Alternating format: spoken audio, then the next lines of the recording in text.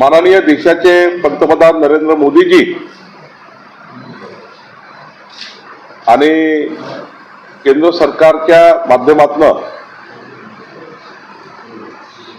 2025-26 या वित्तीय वर्षाकरता केंद्रीय बजेट मांडण्यात आलं। आमच्या केंद्रीय मंत्री निर्मला सीतारामनजी यांनी साधारणतः अत्यंत महत्त्वाचा फोकस मध्यमवर्गीयांना करातून सवलत, शहरी विकास, ग्राम विकास, मायनिंग, वित्तीय क्षेत्र असतील तर वित्तीय क्षेत्रामध्ये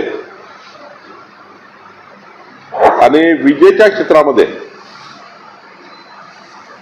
12 तास जे आपल्याकडे जे ऊन आहे, आपल्याकडे उन्हाळा आहे, आपल्याकडे दिवसभर ऊन असतं, या 12 तास असलेल्या उन्हाचा वापर करून सोलर प्रकल्पाच्या माध्यमातून या देशामध्ये मोठी वीज तयार करणे आणि अनेक नियामक व्यवस्था सुधारणा करणे, यामध्ये खास करून या विषयावर फोकस करून आणि जी वित्तीय तूट आहेत 4.9%, हे वित्तीय तूट 4.4% पर्यंत आणण्याकरता ज्या पद्धतीचा योजनाबद्ध पद्धतीने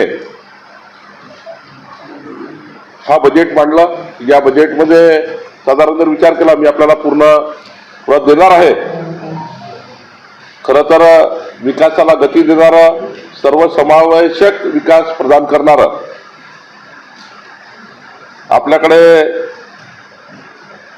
सर्व विकसनशील अर्थव्यवस्थेमध्ये भारताची अर्थव्यवस्था ही जगातल्या पहिल्या 3 मध्ये येईल, या पद्धतीचं योजनाबद्ध पद्धतीने मांडणी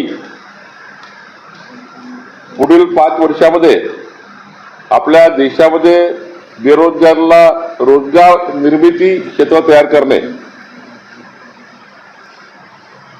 दर्जेदार शिक्षण देणे, व्यापक आरोग्य सेवा देणे आणि याकरता प्रत्येक जिल्ह्यामध्ये, प्रत्येक विभागामध्ये मोठ्या प्रमाणावर हॉस्पिटलायझेशन करणे, मोठ्या प्रमाणावर त्या ठिकाणी एज्युकेशनच्या वेगवेगळ्या संस्था त्या ठिकाणी प्रपोज करणे आणि मध्यमवर्गीयाला बळ देणारा बजेट या ठिकाणी मांडण्यात आलं। खरं तर आपली जी मध्यमवर्गीयांना जे इन्कम टॅक्सची लिमिट होती, ही लिमिट वाढवून आता ही जी लिमिट आहे, ही इन्कम टॅक्स जे सर्वसाधारण व्यक्तीला भरावं लागतं, ते 12 लाख रुपयापर्यंत आता इन्कम टॅक्स फ्री करण्यात आलं। म्हणजे 12 लक्ष रुपये कमवणारा व्यक्तीला इन्कम टॅक्स भरण्याची गरज नाही आहे, असं महत्त्वाचं पाऊल हे केंद्र सरकारने उचललं। त्यामुळे बाजारपेठ ही आता मोठ्या प्रमाणावर वर जाईल, त्यातून मोठ्या प्रमाणावर या ठिकाणी सर्वच क्षेत्रामध्ये याचा एक मोठा फायदा होईल। TDSची मर्यादा ज्येष्ठ नागरिकांकरता जे TDS भरावं लागतं ते 50,000हून 1 लाख केली। घर भाड्यातील जे TDS मर्यादा आहे, घर भाडा आपण देतो, त्यात 2.40 लाखवरून 6 लाख केली। आता अपडेटेड रिटर्न जे आहेत आता 4 वर्षात फाईल करता येईल। अशा अनेक त्या ठिकाणी 18 लाखापर्यंत उत्पन्नावर 70,000ची सूट आहे, 25 लाखाच्या उत्पन्नावर 1,20,000ची सूट आहे। TDS जमा करण्याची मर्यादा 7 लाखावरून 10 लाख रुपये केली आहे। महिलांकरता विचार केला तर 2 कोटी रुपयाच्या मध्यम मुदतीचे कर्ज हे नव्याने पुन्हा लघु उद्योजक महिलांना देण्यात येणार आहे। महिलांना कौशल्य विकास प्रशिक्षण आणि 11 बाबीच्या सुधारणा, 11 बाबी महिलांकरता या बजेटमध्ये आल्या आहे।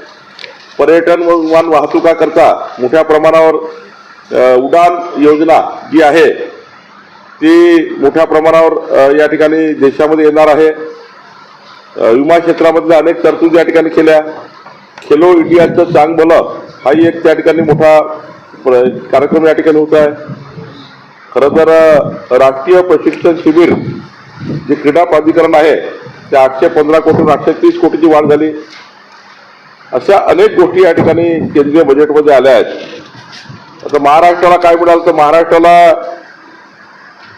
मेट्रोच्या जाळ्याकरता 1255 कोटी मिळाले. त्या ठिकाणी इकॉनॉमिक क्लस्टर करता 1094 कोटी रुपये मिळाले. ग्रामीण जे जोड सुधार प्रकल्प आहे त्याला 683 कोटी मिळाले. ॲग्री बिझनेस नेटवर्क करता 596 कोटी मिळाले. नद्याच्या सुधारणा करता 295 कोटी मिळाले. मुठा नदीच्या करता 229 कोटी मिळाले. आपल्या उपसा सिंचन योजना ज्या आहेत त्याकरता 186 कोटी रुपयाचं बजेट झालं. आणि सर्वात महत्त्वाचं, महाराष्ट्र सरकार ज्या ज्या प्रकल्पाकरता म्हणजे अमरावतीमधले प्रकल्प असतील, नागपूरमध्ये प्रकल्प असतील, या प्रकल्पाला जे 50 वर्षाचं बिनव्याजी कर्ज, म्हणजे एखादा प्रकल्प महाराष्ट्रात अमरावती करायचा असेल त्या प्रकल्पाला बिनव्याजी 50 वर्षापर्यंत बिनव्याजी कर्जाचे त्या ठिकाणी योजना, म्हणजे केंद्र सरकारकडे जेवढा कर्ज तुम्ही मागाल ते 50 वर्षापर्यंत बिनव्याजी राहील. याकरताही मोठी आता आपापल्या जिल्ह्याला पुढाकार घ्यावा लागेल आणि प्रकल्प त्या ठिकाणी आणावा लागेल. कापसाच्या करता त्या ठिकाणी 55,000 हेक्टरची जी लागवड होते त्या कापसावरही सुद्धा आता मोठ्या प्रमाणावर प्रक्रिया होणार आहे. केवळ कापसावर कापडच नाही तर मोठ्या प्रमाणावर त्या ठिकाणी संरक्षण डिफेन्स मिनिस्ट्रीमध्ये जे काही व्यवस्था लागतात, डिफेन्स मिनिस्ट्रीमध्ये काही गोष्टी ज्या बनवण्याकरता लागतात त्या कापसाचा मोठा वापर होणार आहे. अमरावतीमध्ये सुद्धा आता आपण केंद्र सरकारकडनं जे प्रकल्प चालू आहे तर राज्याकडे प्रकल्प बघणार आहे, पण केंद्र सरकारकडनं ज्या महत्त्वाचे प्रकल्प सुरू होणार आहेत त्याकरताही मोठा अनाऊन्समेंट त्या ठिकाणी झालं. आणि त्याकरताही आता आपल्याला PM मित्रा पार्क जो आहे तो 12 देशामध्ये PM मित्रा पार्क होणार आहे. देशातले 12 त्यातले एक अमरावतीमध्ये हा प्रपोज आहे, त्याच्यात मोठा फायदा होणार आहे. अमरावतीमध्ये एअरपोर्टची आपली जे न्यू बिल्डिंग आहे ते उद्घाटनावरच आहे. अजून त्याला पुढे टाटा फ्लाईंग जी कंपनी येते आहे ती ट्रेनिंग कंपनी आहे. ती ट्रेनिंग कंपनी तर देशातली सर्वोत्कृष्ट अमरावतीमध्ये येते आहे. फ्लाईंग जो क्लब होतो आहे त्यातून मोठ्या प्रमाणावर पायलट निर्मिती करणे आणि सोबतच त्या ठिकाणी उद्याच्या काळात जे काही मानव संसाधन आहे एअरलाईनमध्ये ते संसाधन अमरावतीमध्ये मानव संसाधनाचं त्या ठिकाणी ट्रेनिंग होणे याकरताही मोठं काम होणार आहे. हे मोठी शाळा स्कूल येत आहे, देशातली मोठी स्कूल येणार आहे, त्याकरताही काम सुरू झालं आहे. मेळघाटला तुम्हाला माहिती आहे तो स्कायवॉकचा प्रकल्प आहे, तो जगातला देशातला सर्वोत्कृष्ट प्रकल्प करतोय. त्याकरता 1.5 वर्ष वेळ लागेल. त्याला आता केंद्र सरकार राज्य सरकारकडनं पैसा हा उपलब्ध या बजेटमध्ये झाला आहे. निम्न पिढी रिव्हरचाही प्रकल्प त्याला केंद्र सरकारचंही पाठबळ मिळत आहे, त्याकरता आपण पुढे जातो आहे. अशा आता अमरावतीमध्ये मी काही प्रकल्प डिझाईन करणार आहे ते केंद्र सरकारकडनं त्यालाही तुम्ही जे काही मागणी कराल ते प्रकल्प आम्ही केंद्र सरकारच्या बजेटमध्ये प्रस्तावित करणार आहोत. आम्ही या ठिकाणी मागे DPCची बैठक घेतली. 650 कोटी रुपये DPCला मागितले आहे, कारण आता 475 कोटीच आहे, तर एका वेळी मोठी वाढ करता येत नाही. पण आत्ताच आमची बजेटची बैठक झाली. माननीय मुख्यमंत्री आणि अजितदादाशी बोलून 650 कोटी रुपये जनरल प्लान, 150 कोटीचा TSP प्लान, 100 कोटीचा किमान SCP प्लान, म्हणजे 850-900 कोटी टोटल या अमरावतीमध्ये छोटे छोटे आहे. आता महत्त्वाचे विषय असतात जसं तर अमरावतीमधल्या शाळा मी बघितल्या की नागपूरमधल्या सर्व शाळा डिजिटलाइज झाल्या, म्हणजे सरकारी शाळेमध्ये ॲडमिशनचा रेट वाढला पाहिजे. ग्रामीण भागातल्या शाळा इतक्या चांगल्या केल्या पाहिजे की तिथे प्रायव्हेट शाळा सोडून जिल्हा परिषद शाळेमध्ये विद्यार्थ्यांचे ॲडमिशन झाले पाहिजे, कॉर्पोरेशनच्या शाळेमध्ये ॲडमिशन झाले पाहिजे. अशा शाळा आपल्याला DPCच्या माध्यमातून करता आल्या पाहिजे. उद्या अमरावती शहराचं CCTV सर्व्हिलन्स हे असं असलं पाहिजे की ॲडव्हान्स AI बेस असलं पाहिजे. म्हणजे आरोपीने काही कुठली घटना केली तर एक आरोपी अमरावतीच्या बाहेर निघण्यापूर्वीच अटक झाला पाहिजे, त्याची ओळख झाली पाहिजे किती मोठा गुन्हा केला तरी.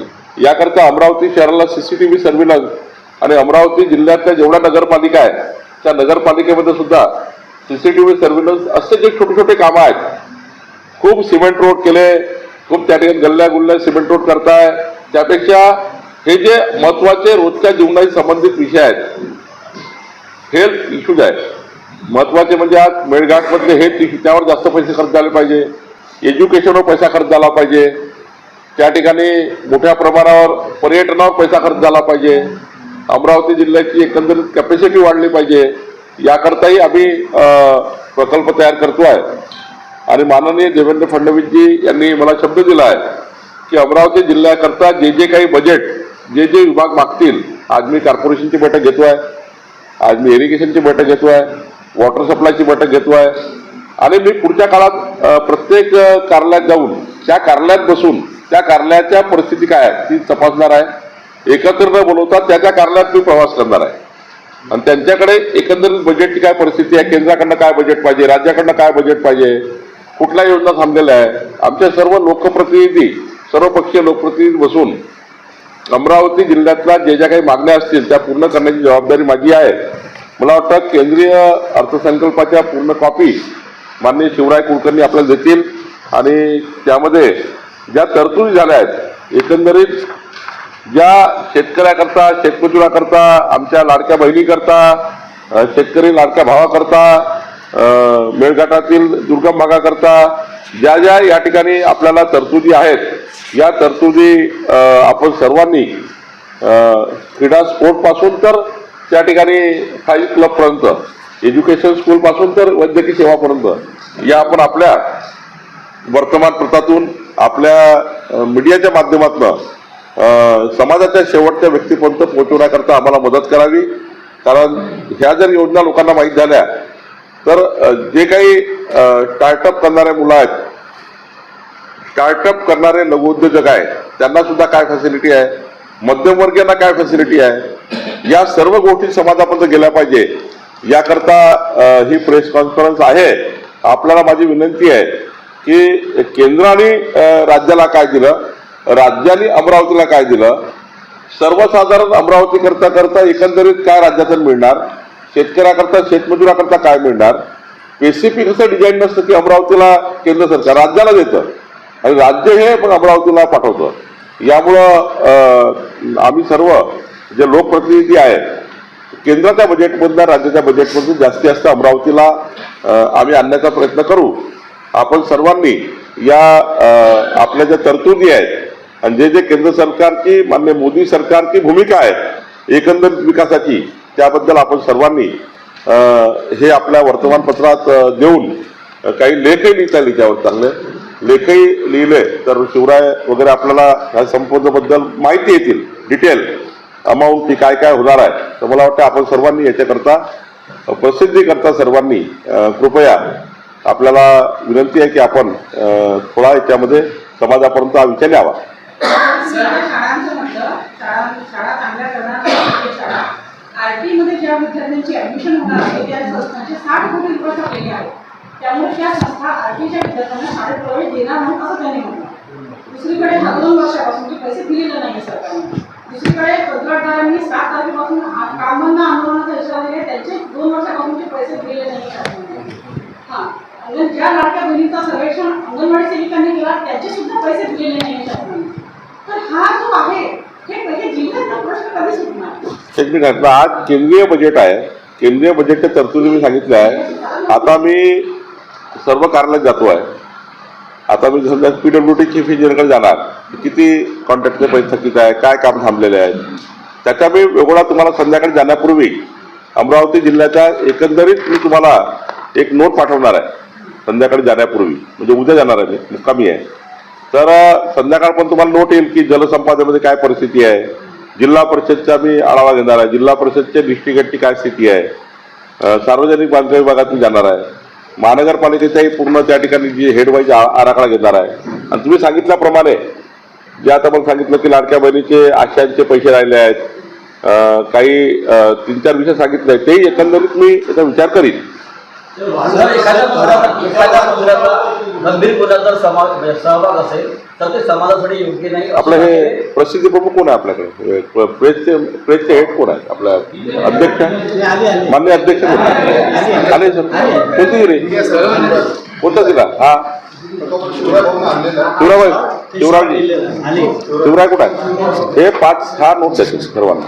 ही नोट द्या, ही महत्वाची नोट आहे. सर एखाद्या गंभीर गुन्ह्यात जर मंत्र्याचा समावेश असेल तर ते समाजासाठी योग्य नाही असे ताशेरे न्यायालयाने बोलले. माणिकराव कोकाटे यांच्या बाबतीत सरकार त्यांचा राजीनामा कधी करून देणार आहे? असं आहे की कोणाला आमदार पदावरून काढणे किंवा मंत्री पदावरून काढणे याकरता जी प्रोसेस आहे, आता जी काही आपल्याला कोर्टाने सजा सुनावली आहे त्यावर तातडीनं वरच्या कोर्टात जायचं आहे. एक कोर्टाने सुनावून दिल्यानंतर वरच्या कोर्टात जाता येतं, वरच्या कोर्टात जाता येतं. आपल्याकडे सर्वांना उभा आहे, तुम्हाला म्हणा. तर माणिकराव कोकाटे आता आपापल्या जे काही त्यांना निर्णय आला आहे माणिकराव कोकाटेबद्दल, त्यावर ते पुढच्या कोर्टात जातील. सरकार तुम्ही असं समजा असं की गंभीर गुन्ह्यावर राजीनामा घेतला पाहिजे वगैरे वगैरे, यावर एक प्रोसेस आहे, त्या प्रोसेसमधून जावं लागतं. राहुल गांधींना जो नियम लागला आहे तो माणिकराव कोकाटे लागला, 2 वर्षाची शिक्षा झाली, त्यांना अपत्र नाही, मला असं वाटतं की त्याच्यामध्ये त्यांना बेल भेटली का, त्यांना जमानत भेटली काय, साऱ्या गोष्टी या नियमानुसार आहे. तर बेल भेटली असेल तर काय, जमानत झाली असेल तर काय, या सर्व गोष्टीचा एक विधिमंडळाचे नियम आहेत, आपल्या संविधानामध्ये नियम आहे. तर संविधानानुसार कोणी सुटू शकत नाही. संविधानाच्या नियमात जे जे बसेल ते सारं सरकारला कारवाई करावीच लागते. जिल्हा परिषद में मुंबईचा पोस्टल रोड जो आहे तो उखडलेला आहे. आज पीएमओने त्याकडे निर्देशन दिले आणि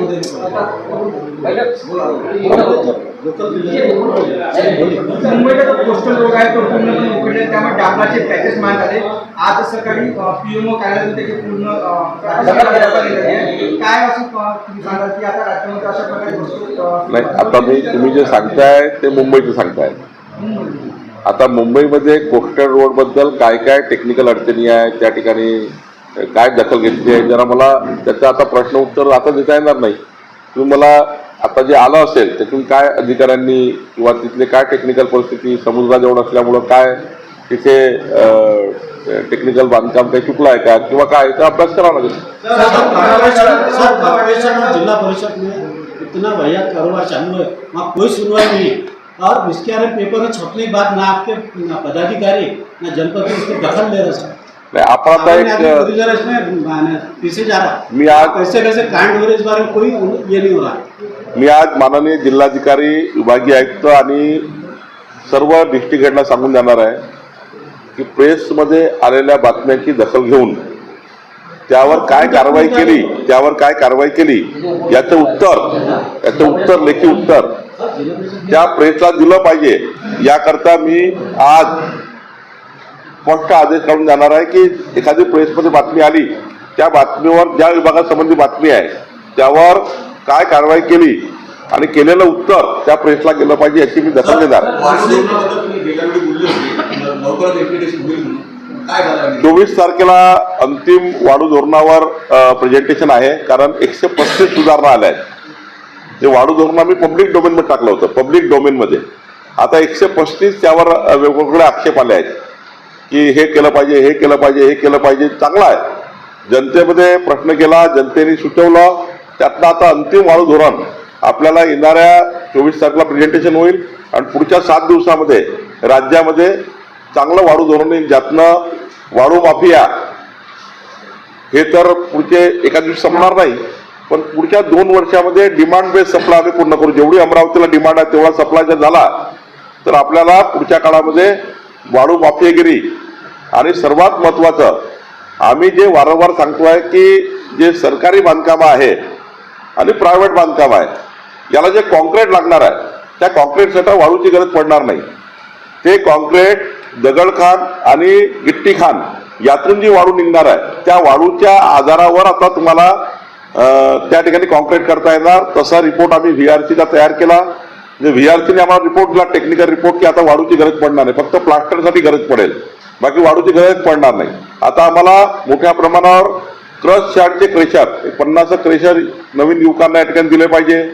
त्याच्याकरता जमिनी उपलब्ध करू, महसूल खात्याकडनं त्याला इंडस्ट्रीचा दर्जा देऊ आणि 1.5 कोटीची मशीन आहे वाळू तयार करण्याची. ही मशीनला 50% सबसिडी आम्ही देऊ.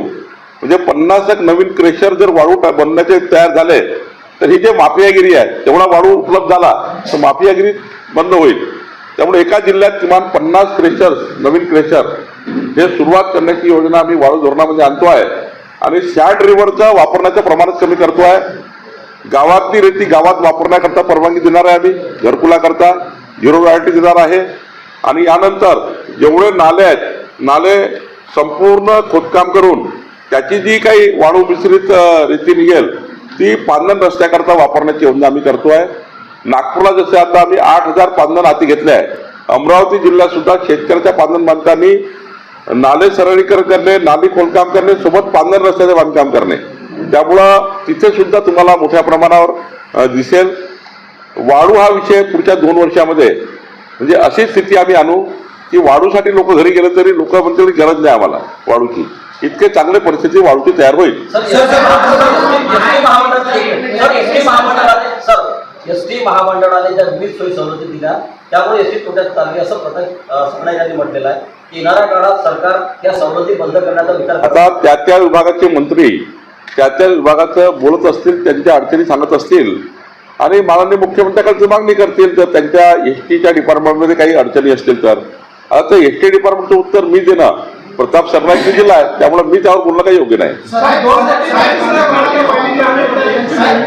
2,40,00,000 त्यापैकी आता 12 लाख लाडक्या बहिणीसाठी अपात्र झालेले आहे. त्यामुळं सरकारच्या लाडक्या बहिणी आता कोणत्या टीका विरोध करते कसं पाहता? माननीय प्रधानमंत्री मोदीजींनी एक आवाहन केलं होतं, ज्याला सबसिडीची गरज नाही त्यांनी सबसिडी सोडून द्या गॅसवर. लाखो लोकांनी सबसिडी सोडून दिल्या होत्या. योजनेच्या व्याख्यात बसत नसणाऱ्या लोकांनी जर एखादी सबसिडी घेतली असेल, तुम्हाला गरज नाही आणि तुम्ही सबसिडी घेतली किंवा एखादी योजना घेतली आणि व्याख्यात नसेल, जी योजनेची व्याख्या आहे, त्यावेळेस तुम्ही योजनेत घेऊन टाकलं तर आम्ही 2 गोष्टी स्पष्ट केल्या. कोणाची रिकव्हरी करणार नाही, नंबर 1. देवेंद्र फडणवीस सरकारने, आमच्या सरकारने क्लिअर केलं की कोणाची रिकव्हरी करणार नाही. पण आता तरी पुढच्या काळामध्ये 2.5 कोटीमधल्या समजा 15-20 लाख महिला बहिणी यांनी समजा व्याख्येच्या बाहेर जाऊन घेतलं असेल तर त्यांनी स्वतःहूनच सोडून दिलं पाहिजे. एक तर आपल्याला आपली सद्विवेक बुद्धी अशी आहे की एखादी योजना मला पटत नाही, माझी काही गरज नाही मला घ्यायची, त्यांनी स्वतःहून सोडून दिले पाहिजे. किंवा सरकार त्या महिलांची यादी कमी करेल, त्याला काय बरोबर आहे ना. निकष पहिले होते, आपण सर्वांचे अर्ज भरून घेतले आणि सर्वांचे अर्ज भरून घेतल्यानंतर जे काही व्याख्येत येत नाही त्याची स्क्रुटनी करणं सरकारचं काम आहे. त्याच्यामध्ये 2.5 कोटीमध्ये 10-15 लाख हा जो आकडा आहे फार मोठा आकडा नाही आहे. आणि त्यातही काही आपण रिव्ह्यू करू की बाबा खरंच त्या लाडक्या बहिणीला गरज आहे का नाही आहे, त्याची परिस्थिती काय आहे. त्यामुळं मला तर विनंतीच्या आपल्या माध्यमातून आमच्या लाडक्या बहिणी ज्या व्याख्येच्या बाहेर आहेत, त्या योजने जी सर्वसाधारण मध्यमवर्गीय गरीब महिला करता आहे, त्या आदिवासी महिला बहिणी करताय, मागासवर्गीयच्या बहिणी करताय, पण आमच्या सदन बहिणींनी जे घेतली असेल तर त्यांनी स्वतः सरकारला अर्ज करून सोडून दिले पाहिजे. कारण ही योजना जी आहे ते मध्यमवर्गीय, मागासवर्गीय, आर्थिक दुर्बल आणि आदिवासी समाजाच्या लाडक्या बहिणी करता आहे.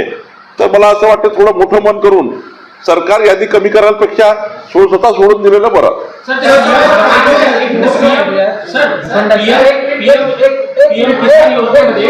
पीएम किसान योजनेमध्ये असे 2-2 हजार रुपये आले होते, ते तर सक्तीने वसूल केले सरकारने. आमच्या लाडक्या बहिणीकडनं कोणतेही पैसे वसूल करणार नाही असा निर्णय माननीय देवेंद्र फडणवीसजींनी घेतलेला आहे आणि मला वाटतं हा निर्णय योग्य आहे.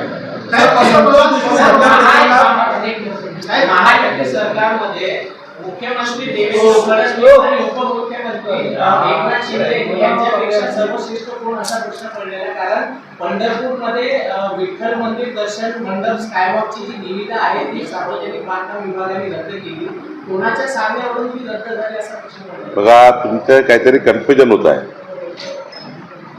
जेव्हा एकनाथ शिंदेजी मुख्यमंत्री होते तेव्हा एकनाथ शिंदे सरकार होतं. आम्ही सर्व लोक देवेंद्रजी वगैरे ज्या पद्धतीने एकनाथ शिंदे साहेब ड्राईव्ह करतील त्या पद्धतीने सरकार चालायचं. कारण राज्याचे प्रमुख मुख्यमंत्री असतात, राज्य हे मुख्यमंत्री चालवतात. आम्ही सर्व मंत्री हे आम्ही डेलिगेट आहोत, आम्हाला पॉवर दिले आहे. मी महसूल बघायचं, एकनाथजी नगर विकास उपमुख्यमंत्री पद, पण राज्य कुणाच्या नावात चालतं तर हे मुख्यमंत्र्यांच्या नावात चालतं. एकनाथजी मुख्यमंत्री असताना एकनाथजी शिंदे सरकार होतं, त्या सरकारमध्ये आम्ही सर्व काम केलं आहे. आता देवेंद्र फडणवीस सरकार आहे, त्यामुळं आम्हालाही समजतं, एकनाथजीलाही समजतं, आम्हालाही समजतं आहे. दुपडे हे बाहेरचे लोक दाखवतात आहे, आम्ही सर्व एक आहोत. एकनाथजी, देवेंद्रजी, अजितदादाचं सरकार एकत्र सरकार आहे आणि काहीतरी तुम्ही संभ्रम तयार व्हावा याकरता विरोधी पक्ष या ठिकाणी काही ना काही कृत्या काढताय.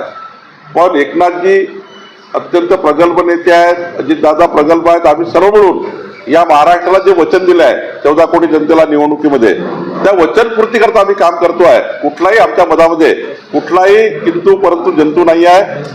आपण सर्वांनी याबद्दल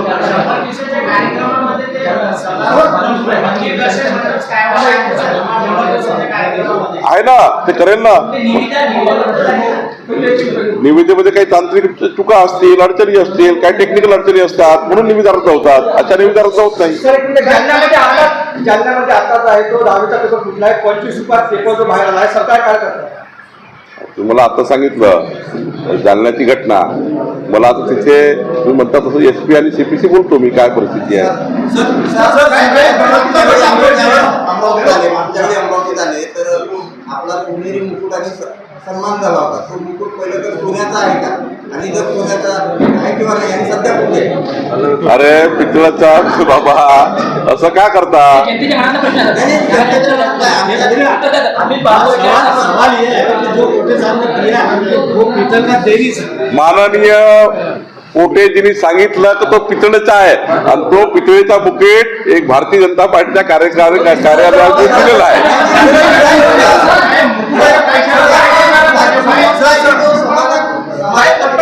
त्याला मी सांगितलं ना, तो पार्टी कार्यालयामध्ये जसा तसा ठेवलेला आहे. तुम्ही असेल तर पाहू शकता जाऊन. उलट प्रतिक्रियानंतर आता दुपारच्या जेवणात महाराष्ट्र शाळांमध्ये अंडी देण्याचा निर्णय सरकारने घेतलेला आहे. मला तो निर्णय बघावा लागला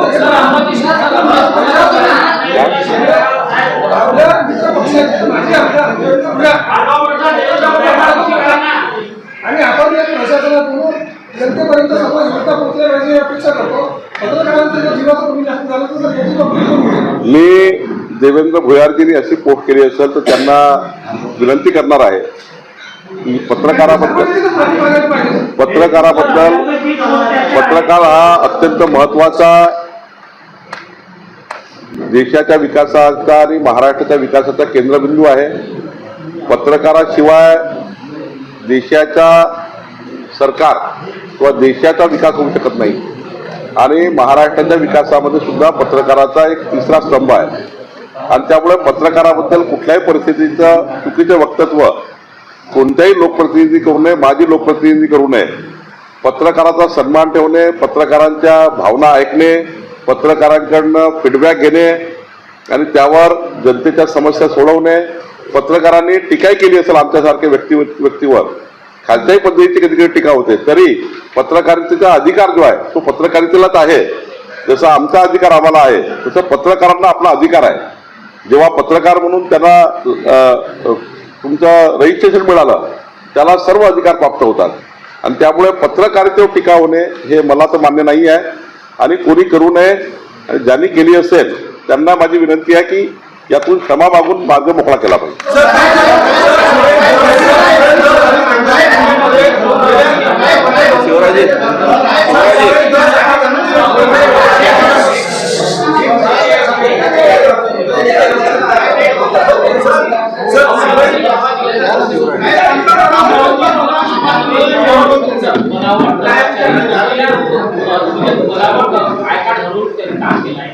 महानगरपालिकेतनं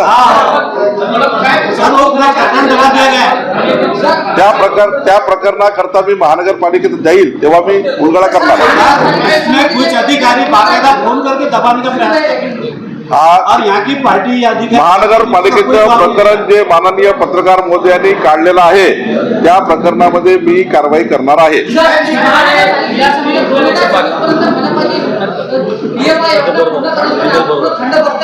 मी आज आढावा घेणार आहे. महानगरपालिकेत चाललो आहे मी.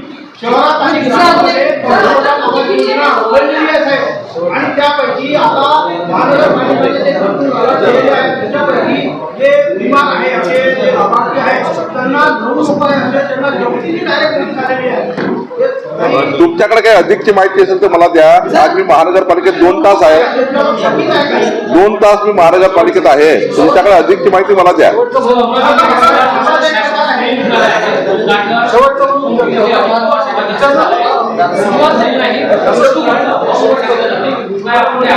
त्याची बैठक मी घेतो. आज संध्याकाळी बैठक घेतो.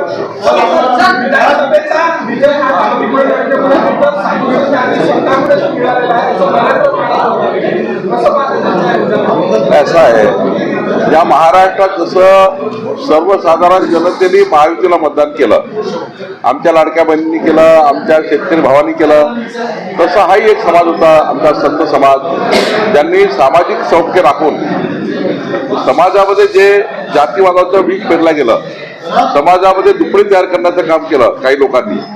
तर समाज हा एकत्रित असला पाहिजे, समाज हा एकसंघ असला पाहिजे, समाज हा मतदानाकडे दूर जाऊ नये, मतदानाकडे गेला पाहिजे, याकरता मोठी भूमिका संत समाजाने घेतलेली आहे.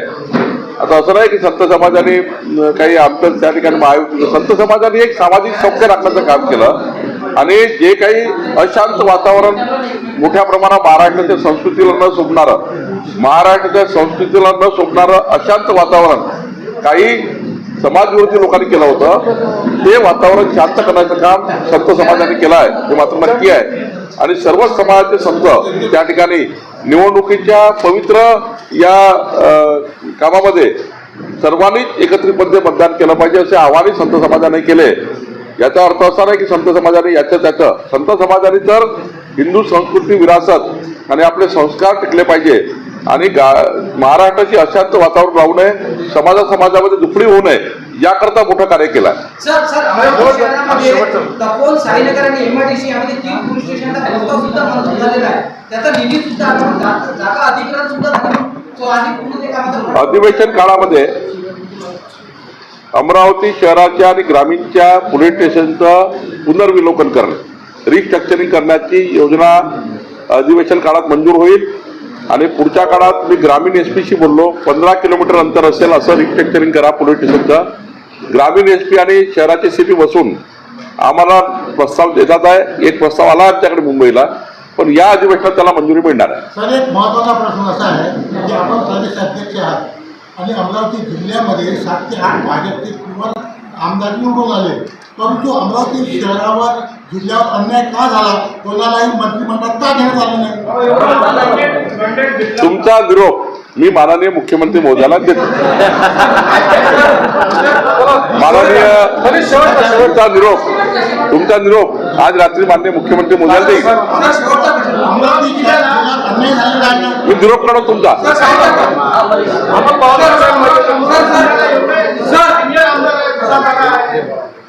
मी आपल्या भावना मुख्यमंत्री महोदयाला कळवतो. अमरावती जिल्ह्यामध्ये फाशी पाटी समाजाच्या जवळपास 50च्या वर बेडे आहेत. नागपूरप्रमाणे अमरावती जिल्ह्यात त्याचं पुनर्वसन होईल का? आजच त्यांना सर्वांना कास्ट सर्टिफिकेट मिळणे, त्या सर्व पारधी खेड्यापाड्यामध्ये सर्व फॅसिलिटी मिळणे आणि त्याकरता ज्या काही शेड्यूल ट्राईब विभागाच्या योजना आहेत, म्हणजे आदिवासी प्रकल्पाच्या माध्यमातून त्या संपूर्ण आदिवासी प्रकल्पाचे अधिकारी प्रत्येक खेड्यामध्ये जाऊन त्या ठिकाणी त्या सर्व योजना पूर्ण करण्याचं काम मी करायला लावणार आहे. हिल्ले मिल कई टाइम से बंद पड़े सर, उसकी मशीन कहाँ होगी सर? का हिल्ले मिल अचलपुर के हिल्ले मिल, त्याच्याबद्दल सुद्धा मी दिल्लीला बैठक लावणार आहे. मी केंद्रामध्ये जाऊन त्याची बैठक लावणार आहे. जिल्हा सामान्य रुग्णालय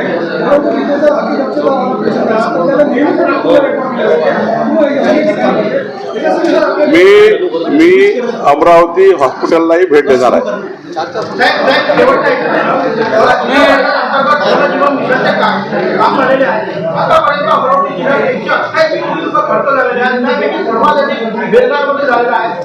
पंतप्रधान मोदी साहेबांचं स्वप्न होतं का सर्वांना शुद्ध पाणी भेटलं पाहिजे.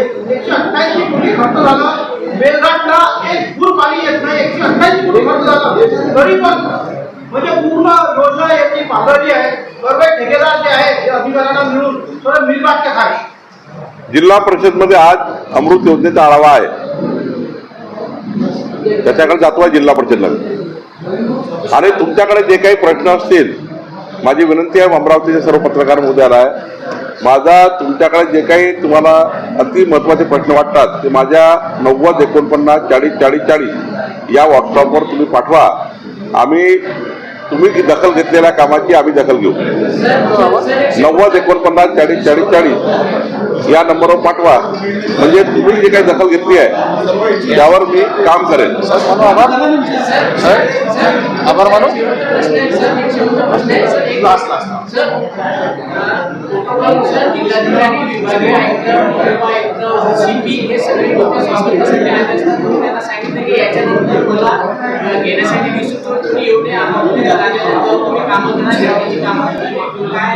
मी प्रोटोकॉलमध्ये येणाऱ्या सर्व अधिकाऱ्याला सांगितलं, CP, SP, विभागीय आयुक्त, जिल्हाधिकारी, CO सर्व अधिकाऱ्याला सांगितलं आहे की प्रोटोकॉल करता कोणी यायचं नाही. तुम्ही आपापल्या कारणात बसून कामं करा. ज्या दिवशी ज्या वेळेला मला एखादा प्रश्न सांगायचा असेल किंवा एखादा विषय मार्गी लावायचा असेल तर या प्रवासात मी त्यांच्याकडे जाऊन बैठक लावणार त्यांच्या कार्यालयात. आणि प्रोटोकॉलच्या नावाने आपला 2-2 तास 3-3 तास वेटिंगवर राहणे, त्यापेक्षा अधिकाऱ्यांनी तेवढा वेळ आपल्या ऑफिसमधून सर्वसामान्य जनतेच्या कामाकरता दिला तर अजून अमरावती जिल्हा पुढे जाईल, अजून नागपूर जिल्हा पुढे जाईल. प्रोटोकॉलमध्ये आम्ही अधिकाऱ्यांना कुणालाही बोलवणार नाही आहे. प्रोटोकॉलच्या नावानं अधिकाऱ्यांनी वेळ खराब करू नये. तुम्हालाही माझी विनंती आहे, स्पष्टपणे आपलं गेलं पाहिजे की प्रोटोकॉलच्या नावाने कोणी ADO तहसीलदार पासून ठाणेदार पासून तर CP पर्यंत कोणी आमच्या वाट बघणे, तात्काळच राहणे, तेवढं कामं जनतेचे कमी त्या ठिकाणी पेंडिंग असणे. उलट आपल्या ऑफिसची पेंडन्सी संपवली पाहिजे. जेवढे अर्ज जनतेचे तुमच्या चेंबरमध्ये आहेत, तुमच्या टेबलवर आहेत ते मार्गी लावले पाहिजे. प्रोटोकॉलमध्ये वेळ खराब करू नका. प्रोटोकॉलमध्ये मंत्र्यांच्या कामाकरता वेळ खराब करू नका. जेव्हा तुम्हाला मंत्री बोलवतील किंवा एखादा विषय मार्गी लावायचा असेल तर मंत्री कार्यालयात जाऊन काम करतील. पण कोणीही प्रोटोकॉलच्या नावाने जनतेचा वेळ खराब करू नका. आपल्याला जो पगार मिळतो, मलाही मिळतो पगार आणि तुम्हालाही मिळतो, हा जनतेच्या कार्याकरता मिळतो.